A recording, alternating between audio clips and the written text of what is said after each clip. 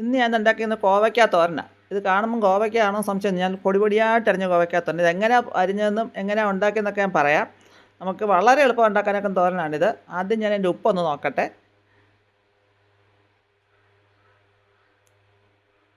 ഉപ്പ് ഇച്ചിരി കുറവുണ്ട്. അപ്പോൾ നമുക്കൊരു ഇച്ചിരി ഉപ്പ് കൂടെ ചേർക്കണം. ഒരുപാട് ചേർക്കരുത്, കുറച്ചേ ചേർക്കാവുള്ളൂ. ഒരുപാട് കഴിഞ്ഞാൽ ഉപ്പ് കഴിക്കും. അപ്പോൾ ഇത് ഉപ്പ് ചേർത്ത് കഴിഞ്ഞാൽ നല്ലപോലെ ഇളക്കി കൊടുക്കണം. ഇളക്കി എല്ലായിടും ഒരുപോലെ യോജിച്ച് വരണം. ഇത് ചൂടോടെ കഴിക്കാനാണ് എപ്പോഴും നല്ലത്. അപ്പോൾ ആ സമയം അങ്ങനെ കണക്കാക്കിയത് വേണം ഉണ്ടാക്കാൻ. ഉച്ചയ്ക്ക് ഉണ്ണുന്നതിന് തൊട്ട് മുമ്പായിട്ട് വേണം ഉണ്ടാക്കാൻ. വളരെ എളുപ്പം ഉണ്ടാക്കാനൊക്കും. ഇനി ഇതെങ്ങനെയാണ് ഇത്ര എളുപ്പത്തിൽ ഉണ്ടാക്കാനൊക്കെ എന്നുള്ള കാര്യം ഞാൻ പറയാം. നമുക്ക് ഇതെങ്ങനെ ഉണ്ടാക്കുന്നുള്ളത് കണ്ടേച്ച് വരാം.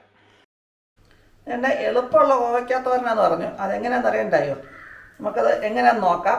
ഞാൻ തന്നെ കുറച്ച് കോവയ്ക്ക, ഒരു ചെറിയ സവാള, ഒരുപാട് വലുപ്പമില്ല, ചെറിയ സവാളയാണ്, ഒരു 4-5 പച്ചമുളക്, ഇത്രയും സാധനം എടുത്തിട്ട് വളരെ കുറച്ച് എരിവുകൾ മതി അതിന്.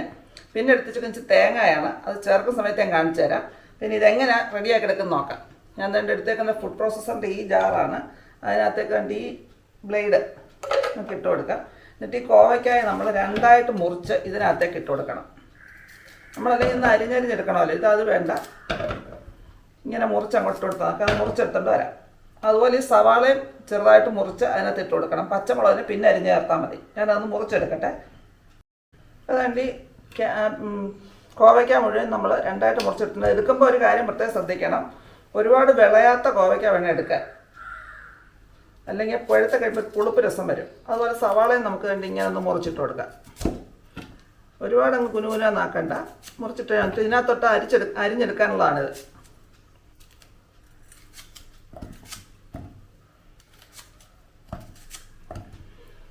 ഇതിന് പകരം ചോപ്പറിനകത്തിട്ടും അരിഞ്ഞെടുക്കാം. ഞാനിതുള്ളതുകൊണ്ട് എളുപ്പത്തിന് വേണ്ടി ഞാൻ അരിഞ്ഞെടുക്കുകയാണ്. ഞാനിതൊന്ന് അരിഞ്ഞെടുത്തോണ്ട് വരട്ടത്.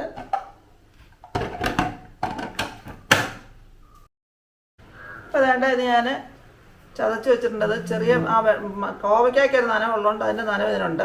ഇനി നമ്മളിതിനെ അടുപ്പേ വെച്ച് വെന്ത് കഴിയുമ്പോഴത്തേക്ക് നനവ് മാറും. നമുക്കങ്ങനെ ചെയ്യാം. ഇനി നോക്കാം അടുത്ത പ്രോസസ്സ് എന്താണെന്നുള്ളത്. ഇനി നമുക്ക് വേണ്ടി പച്ചമുളക് ഉണ്ടല്ലോ, കുഞ്ഞാന്ന് ഇതിനകത്ത് അരിഞ്ഞിടണം. വലിയതാവരുത്, കുഞ്ഞാന്ന് തന്നെ അരിയണം. ഇങ്ങനെ അങ്ങോട്ട് കുഞ്ഞാന്ന് അരിഞ്ഞിടണം. ഇനി നമ്മൾ അതിൻ്റെ മഞ്ചൊക്കെ എടുത്ത് അടുപ്പേ വെച്ച് കഴുകി അടുപ്പേ വെച്ചു, വെളിച്ചെണ്ണ ഒഴിച്ചു, അത് ചൂടായി. ഇതിനകത്തേക്ക് നമ്മൾ കടുക് ഇടുകയാണ്. കടുവറ കോവയ്ക്കപ്പം തന്നെ മറന്നു പോണ്ട. പിന്നെ രണ്ട് മുളക് ഇട്ടു. ആ മുളക് ഒരുപാട് തീ നമ്മൾ സിമ്മിലേക്ക് മാറ്റുകയാണ്. മുളക് ഒരുപാട് മൂത്ത് പോരുന്നതിനകത്തൊക്കെ നമ്മൾ അരിഞ്ഞു വെച്ചിരുന്ന കോവയ്ക്കായും സവാളയും പച്ചമുളകും എല്ലാം അങ്ങോട്ട് കൊടുക്കാം.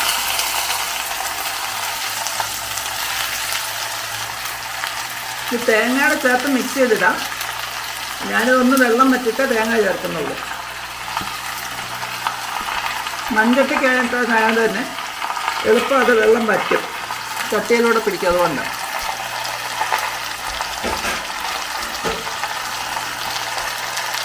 ഇനി നമ്മൾ അതിനകത്തേക്ക് കുറച്ച് മഞ്ഞൾപ്പൊടി,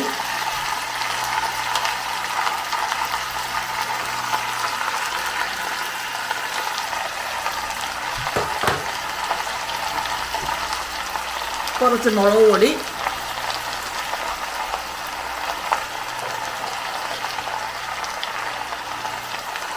ആവശ്യത്തിന് ഉപ്പ്. മുളക് പൊടി മഞ്ഞൾപ്പൊടിയൊക്കെ 1-2 പിഞ്ച് ഇട്ടാൽ മതി. ആവശ്യത്തിന് ഉപ്പിട്ടു. ഇനി നമുക്കിങ്ങനെ ഇളക്കി അടച്ചു വെക്കണം.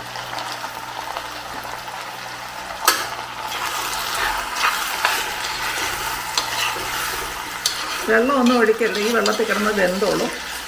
ഇത് എളുപ്പം ഉണ്ടാക്കാൻ. നമ്മൾ അരിഞ്ഞുകൊണ്ടിരിക്കുന്ന സമയമൊന്നുമില്ല. അരിയുന്ന സമയം കൊണ്ടൊക്കെ കുറയ്ക്കാൻ തോരനാവും. ഇനി നമുക്കൊന്ന് അടച്ചു വെക്കാം. ഒന്ന് വെന്ത് കഴിഞ്ഞിട്ട് ബാക്കി കാര്യം നോക്കാം. ഇടയ്ക്ക് ഇളക്കി കൊടുക്കണം, അല്ലെങ്കിൽ അടിക്ക് പിടിക്കും.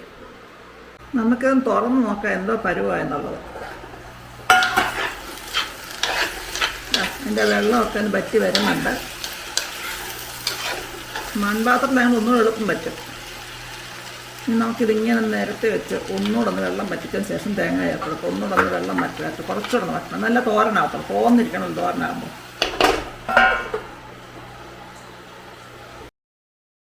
ഇനി നമുക്കൊന്നുകൂടെ തുറന്ന് നോക്കാം. 5 മിനിറ്റ് കൊണ്ട് നമുക്ക് തോരൻ റെഡിയാവും. തീ നോക്കുന്നൊരു കാര്യം, തീ എപ്പോഴും സിമ്മിൽ വെച്ച് ഉണ്ടാക്കാവുള്ളൂ, അല്ലെങ്കിൽ മീഡിയം ഫ്ലെയിമിലേ ആകാവുള്ളൂ. ഹൈ ഫ്ലെയിമിൽ വെച്ചാൽ കരിഞ്ഞു പിടിക്കും. അതുകൊണ്ട് ഇടയ്ക്കിടയ്ക്ക് തുറന്ന് നോക്കണം. ഇനി നമുക്ക് ഇതിനകത്തൊക്കെ ചേർക്കേണ്ടത് തേങ്ങ. അതുകൊണ്ട് ഞാൻ പൊടിയായിട്ട് തിരുമ്മി വെച്ചേക്കും തേങ്ങയുണ്ട്, അതുകൂടെ അങ്ങ് ചേർത്ത് കൊടുക്കാം. അരപ്പൊന്നും വേണ്ട. അപ്പോൾ ആ ടേസ്റ്റ് തന്നെ നമുക്ക് ശരിക്കും തോരൻ ഉണ്ടാക്കുന്ന വെളുത്തുള്ളിയും ചേർത്ത് അല്ല ഉണ്ടാക്കുന്നത്, അതുകൊണ്ട് ടേസ്റ്റിന് ചെറിയ വ്യത്യാസം വരും. നമുക്കിതൊന്ന് നല്ലപോലെ ഇളക്കി യോജിപ്പിച്ച് ആ തേങ്ങയുടെ അതിൻ്റെ പച്ചയൊക്കെ ഒന്ന് മാറി വരുമ്പോഴത്തേക്ക് തോരൻ നല്ലപോലെ തോന്നും കിട്ടും. പൊടിയായിട്ട് തന്നെ തേങ്ങ തന്നെ ചേർക്കണം. ഇനി അത് ഇനി അടച്ചു വെക്കണ്ട. ഇങ്ങനെ കിടന്ന് വെള്ളം ഒന്നുകൂടെ ഒന്ന് വലിഞ്ഞ് വന്നാൽ മതി. പിന്നെ ഇതുണ്ടാക്കുമ്പോൾ നിങ്ങൾ ചോദിക്കും ഫുഡ് പ്രോസസ്സറും ഇതൊന്നും ഇല്ലാത്തവരുണ്ടാക്കണമെന്ന്. മിക്കവാറും എല്ലാ വീട്ടിലും മിക്സി കാണും. മിക്സിക്കകത്ത് തോരനരിയുന്ന ബ്ലേഡ് കാണും. ആ ബ്ലേഡ് ഇട്ട് അരിയുന്ന ഒരു ബ്ലേഡോ അല്ലെങ്കിൽ ആ ജാറോ കാണും. ആ ജാറിൽ വെച്ച് ഇത് അരിഞ്ഞാൽ മതി. വളരെ സൂക്ഷിച്ചരിയണമെന്ന് മാത്രമേ ഉള്ളൂ. ഒത്തിരി ഇട്ട് വല്ലാതെ അരച്ച് കഴിഞ്ഞാൽ അരഞ്ഞു പോകും. അപ്പോൾ ഇതൊക്കെ അരിയണമെന്നുള്ളേ ഉള്ളൂ. എളുപ്പം ഉണ്ടാക്കിയെടുക്കാം. അത് എത്ര കോവയ്ക്ക ഉണ്ടെന്ന് നോക്കാം. ഇത്രയും നേരം കൂടുതൽ കോവയ്ക്കാക്കാണ് ഇത്രയും നേരം അരിഞ്ഞുകൊണ്ടിരിക്കേണ്ട കാര്യമില്ല. ഇങ്ങനെ എളുപ്പം ഉണ്ടാക്കിയെടുക്കാൻ. ഇപ്പം ചോപ്പറിനേക്കാൾ ഒന്നുകൂടെ നല്ലത് ഇതുപോലെ മിക്സിയുടെ ജാറിനകത്തിട്ട് ഉണ്ടാക്കുന്നതായിരിക്കും. അപ്പം നമുക്കിനി ഇതിൻ്റെ ഒന്ന് തോന്നിയതിന് ശേഷം ഉപ്പൊന്ന് നോക്കാം. ഇപ്പം അത് റെഡി ആയിട്ടുണ്ട്. ഉപ്പൊന്ന് നോക്കാം നമുക്കതിൻ്റെ.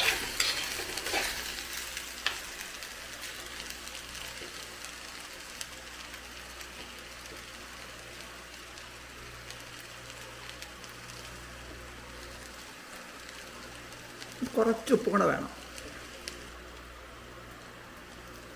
കുറച്ചുപ്പേ ചേർക്കുന്നുള്ളൂ. ഇപ്പോൾ കൂടിപ്പോയാലും കൊള്ളത്തില്ല. ഇനി നല്ലപോലെ ഇളക്കണം. എല്ലായിടും ഒരുപോലെ ഉപ്പെത്താൻ.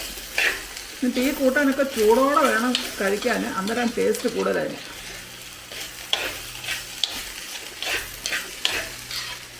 അതല്ല നേരത്തെ രാവിലെയൊക്കെ ജോലി തീർക്കാൻ വേണ്ടി ഉണ്ടാക്കി വെക്കുന്നവരാണെങ്കിൽ ഉച്ചയ്ക്ക് കഴിക്കാൻ നേരത്തെ ഈ പാത്രത്തിന് വെച്ചിട്ടുണ്ട്. ഉച്ചയ്ക്ക് കഴിക്കാൻ നേരത്തെ ഒന്നുകൂടെ ഒന്ന് ചെറുതായിട്ട് ചൂടാക്കി എടുക്കുക. അപ്പോൾ അതിൻ്റെ ടേസ്റ്റ് നല്ല ടേസ്റ്റായിരിക്കും അത് കഴിക്കാൻ.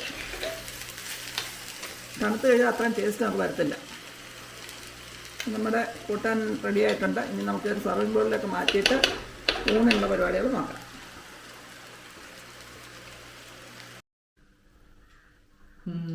കൊള്ളാം. കോവയ്ക്ക തോരൻ്റെ ആണോ വെച്ചാളിൻ്റെ കൈയുടെ ആണോ?